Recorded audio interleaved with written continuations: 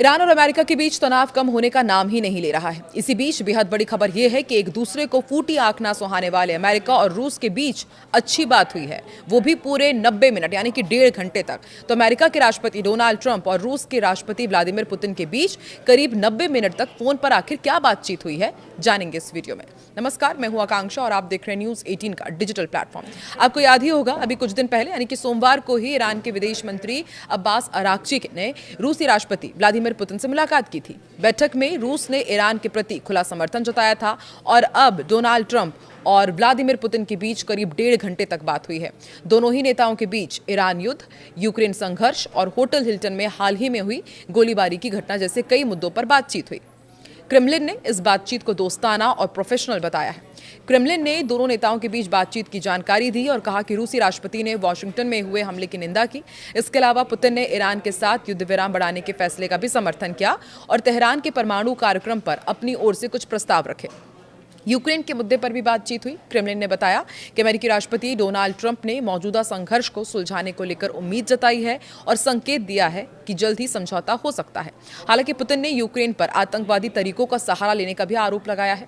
दोनों ही नेताओं के बीच भविष्य में आर्थिक और ऊर्जा सहयोग को लेकर भी बातचीत हुई है, जिससे ये संकेत मिला है कि दोनों ही देशों के बीच यदि तनाव है लेकिन उसके बावजूद गेमिंग संवाद जारी रखने की कोशिश हो रही है। राष्ट्रपति डोनाल्ड ट्रंप ने भी इसके बारे में जानकारी दी और कहा कि मैंने आज व्लादिमीर पुतिन से बात की है, मैंने यूक्रेन के बारे में बात की और मैंने थोड़ी ईरान के बारे में भी बात की है। मैंने कुछ अलग अलग विषयों पर बात की, ज्यादातर यूक्रेन के बारे में, और हमारी बहुत अच्छी बातचीत हुई है। मुझे लगता है कि हम जल्द ही कोई हल निकाल लेंगे। उन्होंने कहा कि पुतिन ने थोड़ा सीज फायर का सुझाव दिया है, संकेत दिया कि मॉस्को से एक ऑफिशियल घोषणा जल्द ही हो सकती है। ट्रंप ने विश्वास जताया कि पुतिन कुछ समय पहले एक डील करने के लिए तैयार थे, लेकिन दावा यह भी किया कि बाहरी असर ने पहले रूसी प्रेसिडेंट के लिए बातचीत की टेबल पर आना मुश्किल बना दिया था। डोनाल्ड ट्रंप ने यह भी कहा है कि हम ईरान को न्यूक्लियर हथियार नहीं बनाने देंगे। वो ये जानते हैं कि लगभग हर कोई जानता है। ये इशारा करते हुए ये कहा उन्होंने कि डील बेहतर है, लेकिन अगर बातचीत फेल हो जाती है तो अमेरिका बाकी फैसिलिटी हटाने के लिए तैयार है। तो देखिए, पहले ईरान से बात और अब रूस से अमेरिका की बात। तो क्या अब रूस दोनों देशों के बीच सब ठीक कराने की सोच रहा है? ये तो आने वाले वक्त में ही पता चलेगा। हाँ, लेकिन रूस के साथ बढ़ते अमेरिकी राष्ट्रपति डोनाल्ड ट्रंप के रिश्तों को लेकर अमेरिकी राजदूत जूली डेविस अपने पद से इस्तीफा देने जा रही हैं। इससे पहले हमने आपको जानकारी दी थी कि ब्रिजिट ब्रिंक ने भी इस्तीफा दे दिया था। उन्होंने ट्रंप की यूक्रेन नीति को लेकर इस्तीफा दिया था। साथ ही उन्होंने रूस के राष्ट्रपति को तानाशाह करार दिया। उन्होंने आरोप लगाया था कि ट्रंप रूस के राष्ट्रपति पुतिन का साथ दे रहे हैं। अब यूक्रेन में नियुक्त अमेरिकी राजदूत डेविस भी अपना इस्तीफा देने जा रहे हैं। इधर अमेरिकी विदेश विभाग ने मंगलवार को जानकारी दी थी कि डेविस अपना पद छोड़ सकती हैं, रिटायर हो सकती हैं। राइटर्स के मुताबिक फाइनेंशियल टाइम्स ने इस खबर को सबसे पहले जारी किया था।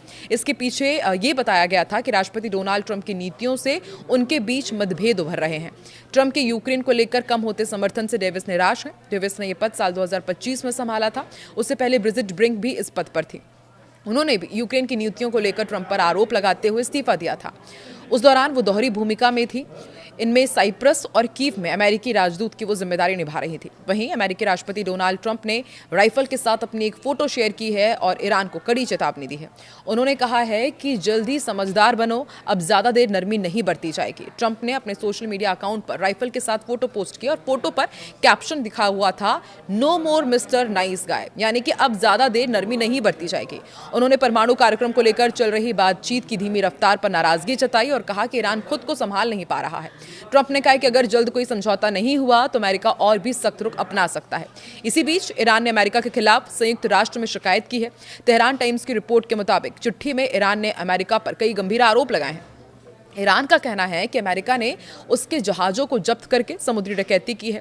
संयुक्त राष्ट्र में ईरान के राजदूत अमीर सईद इरावानी ने यह भी कहा है कि अमेरिका ने मैजेस्टिक और टिफनी नाम के जहाजों को कब्जे में लिया है और लगभग 38 लाख बैरल ईरानी तेल भी जब्त कर लिया है। उनके मुताबिक ये कदम गैर कानूनी है और अंतर्राष्ट्रीय व्यापार में दखल देने जैसा है। आरोप ये भी है कि अमेरिका की ये कार्रवाई संयुक्त राष्ट्र चार्टर, अंतर्राष्ट्रीय कानून और समुद्र से जुड़े कानूनों का उल्लंघन करती है। अगर ऐसे कदमों को रोका नहीं गया तो एक ये खतरनाक उदाहरण बन सकता है, जिससे पूरी दुनिया में कानून व्यवस्था कमजोर पड़ सकती है।